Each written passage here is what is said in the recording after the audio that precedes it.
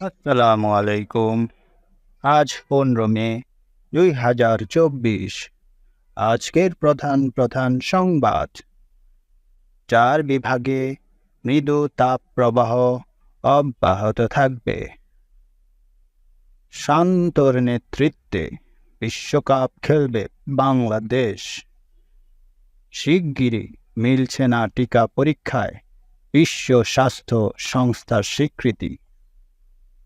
দুঃসহ স্মৃতি পেরিয়ে দেশে ফিরে উচ্ছ্বাসিত এমভি আবদুল্লাহর নাবিকগণ।